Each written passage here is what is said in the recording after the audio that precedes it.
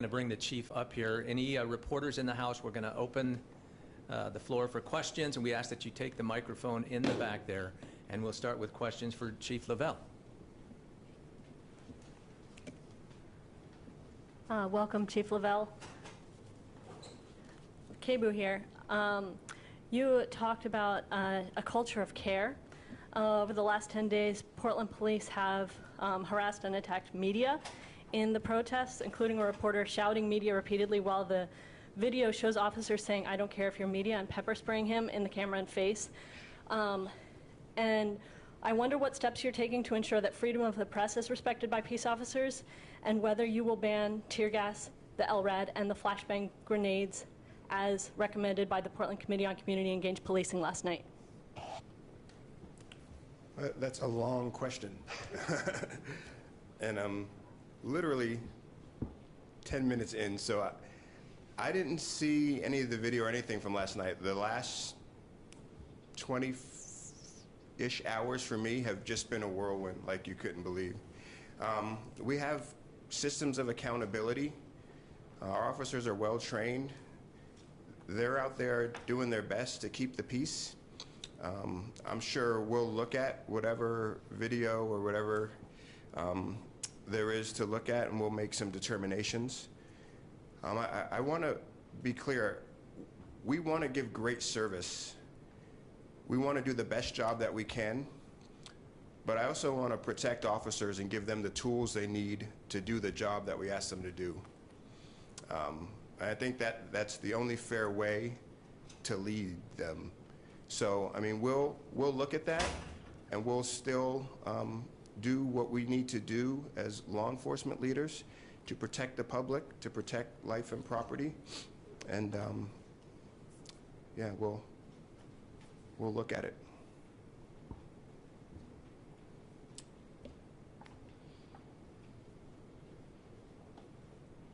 Hi, my name is Rebecca. I'm a reporter with OPB. I'm curious, with you as the new chief, is anything going to change in how PPB handles protests tonight and moving forward?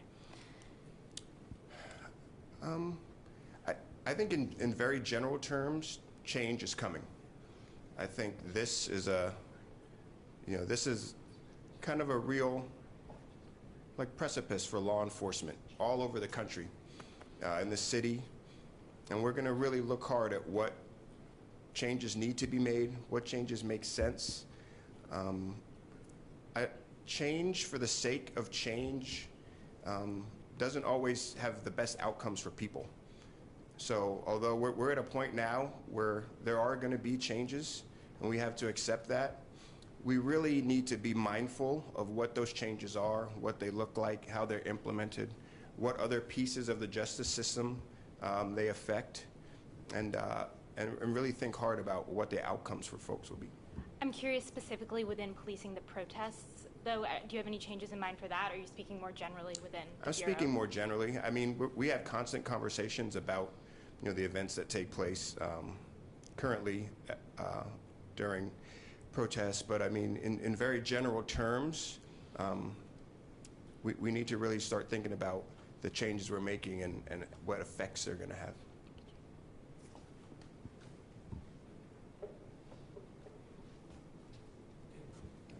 Thank you. Okay, next we'll open the floor to 4 questions of Mayor Wheeler. We'll bring him up here. And I do have a couple questions from the media that have been emailed to me that I will read out for him as well.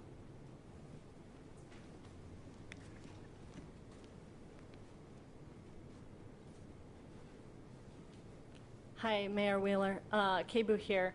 Morning.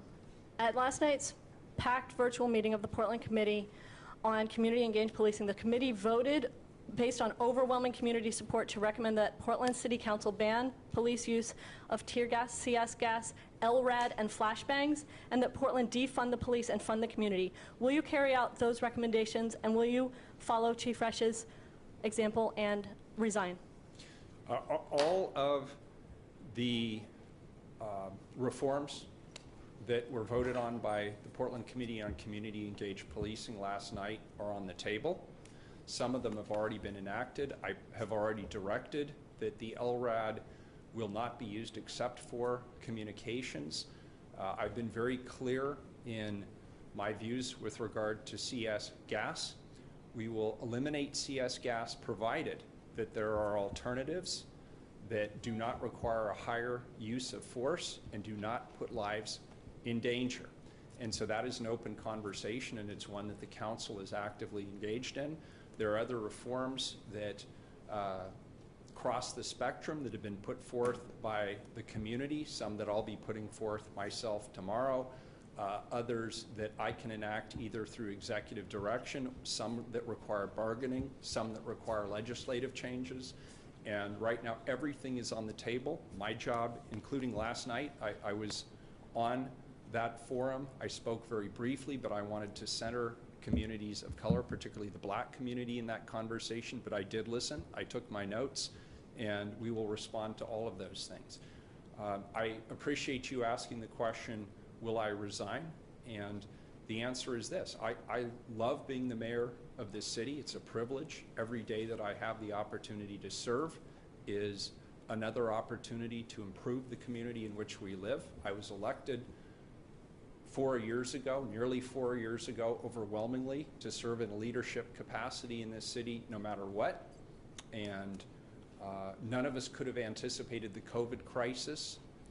We're now in a larger society-based conversation around policing and justice, and I believe that I can lead us through the changes that are required.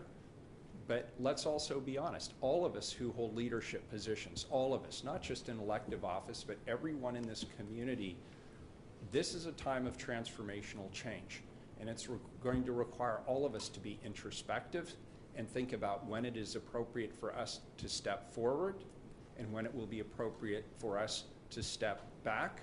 In some cases, I have offered reforms. In other cases, I think I can best serve the community by stepping back and listening and accepting the community's will when it comes to specific reforms.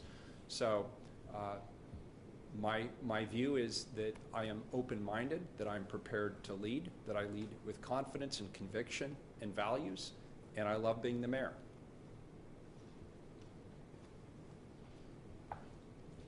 Hi, Mayor Wheeler. Morning. Good morning. I'm curious, who in the community did you check in with before making the switch? I actually had the opportunity to speak with a number of people in the community specifically. I spoke to some of my colleagues. I spoke to others in law enforcement. I spoke to some community leaders. I also relied heavily on what I was hearing from Chuck and his network, and Jamie and her network, and some other individuals on my staff and their networks. For obvious reasons, we did not want to cast too broad a net because this was sensitive information, and I needed confirmation this morning that Chuck was still all in before we made the announcement. I'm curious how many hours was the time span between when Chief Resch decided she wanted to step down? I don't remember the exact moment, what time of day it was, but approximately, I believe, Chief, it was midday. Is that accurate when you first approached me? Yeah. So approximately midday yesterday. Last question. I'm curious, have you given any thought to assigning the police bureau to a different commissioner, or has anyone suggested it to you? So that has not been specifically suggested at this point. As you know, the mayor has the ability to assign and reassign police bureaus. We'll be having new commissioners onboarding in the near future, and one should expect that all bureaus are up for consideration. And the way I make those determinations are, number one, based on interest, number two, based on the ability to be a successful leader of the bureau, and number three, I think about how to cluster the bureaus in a manner that makes sense. Under our form of government, things can get fragmented pretty quickly. I intentionally assigned 2 public safety bureaus to Commissioner Hardesty when she joined us. I maintained the police bureau, but I picked Commissioner Hardesty for fire and emergency management because I knew that I could work effectively with her and have all the public safety bureaus working in coordination. And we see that playing out both in terms of the budget, the unified budget that we've put forward around public safety, as well as around the street response pilot that we've been engaged in partnership. Okay, I have just a couple of questions, and I think we'll wrap it up after this, but this is from media members out there who were just Sure. talking about the last couple of nights of the protests, and a lot of them, hopefully we'll cover them all with one answer here, because a lot of the inquiries are similar, but it's about the videos. There have been videos shared over social media of police officers around the country hitting and shoving protesters. What explanation do the mayor and/or police chief have for the public regarding the images and videos that they've seen in recent days of Portland officers using similar force against civilians during local downtown demonstrations, and what's being done to prevent future incidents? Well, that's a big question. And the answer is this. First of all, when people submit to us or through the Ombudsman or through the Auditor's Office or the Citizen Review Committee or any of the other ways that people can demonstrate, that people can put forward complaints, they are investigated. We have an obligation to investigate each and every one of those situations. I would caution people that when you see something on YouTube or you see a video on Twitter, it's not necessarily in context, so it's important to get the facts straight and have clarity in terms of what happened. But the police bureau must seek to de-escalate. This police bureau must be restrained in its use of force. There are a number of reforms that I already put on the table. Portland is now one of a small handful of cities that has restricted the use of CS gas. That was at my direction, only in the case of life and safety. I already restricted the use of LRAD, particularly in the tone warning function. We are not using that, and there'll be other use of force changes that I'm sure we'll be discussing and implementing in the days and the weeks ahead. Any other questions for Mayor Wheeler? Okay, one more, then we're done. Yeah. If I could just add to that answer, and again, in each and every one of these cases, while I am certainly on the side of reform and improvement, I also want to make sure that as we engage with meaningful reforms, we do it right. As far as de-escalation,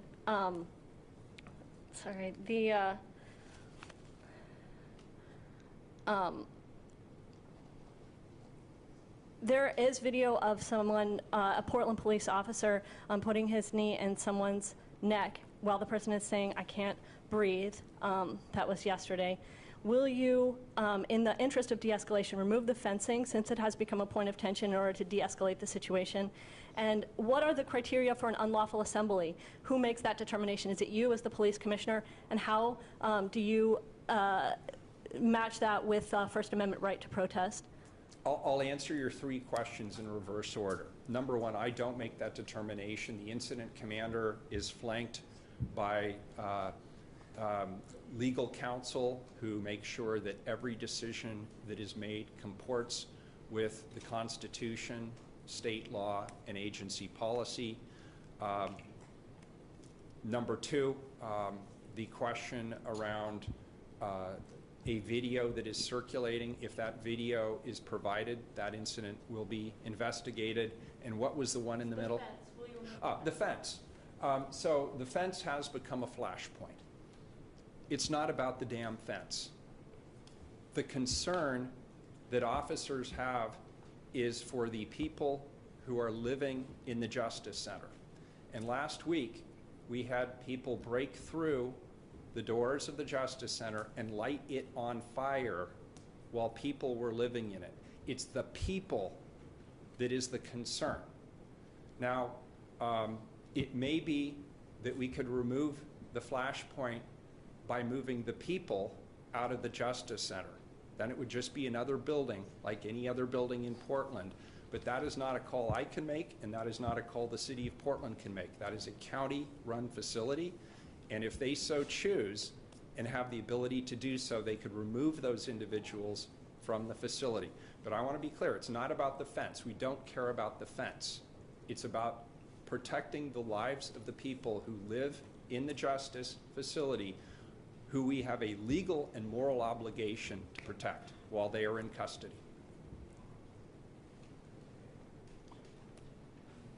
Would you release them due to COVID? I do not have that authority. Again, that is a county facility. They're in the custody of Multnomah County. That is not a City of Portland facility. We're on the other side. Thank you. Thank you, everybody.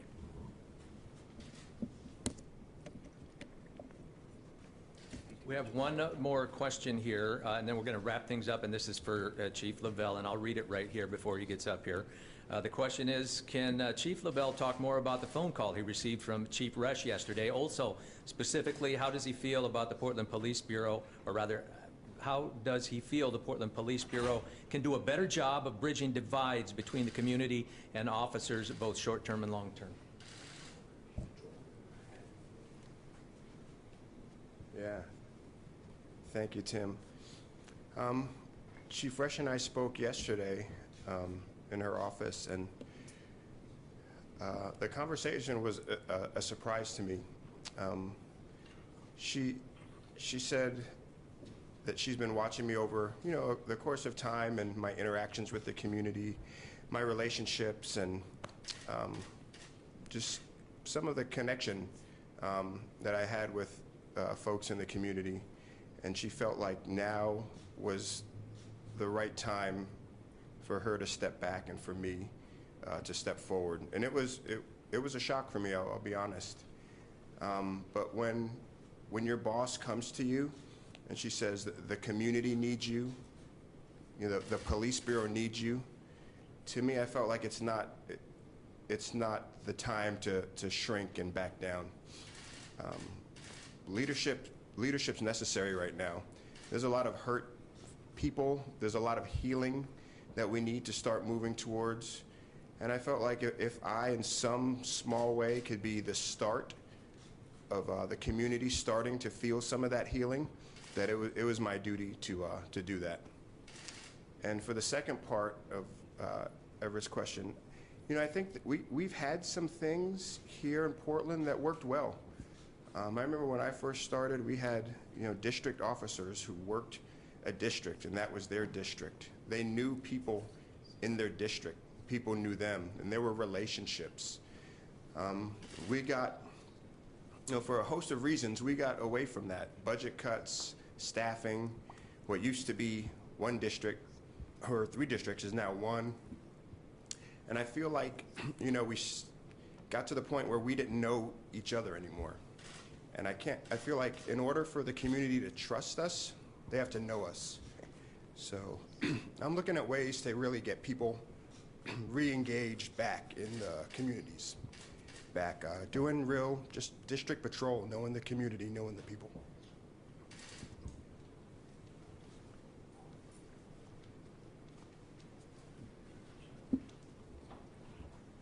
I believe that wraps it up for our press conference today. Thank you to everybody who was here to stand by and support the new chief in his new position. And I want to thank all the media that have been out there and sharing their questions. Thank you.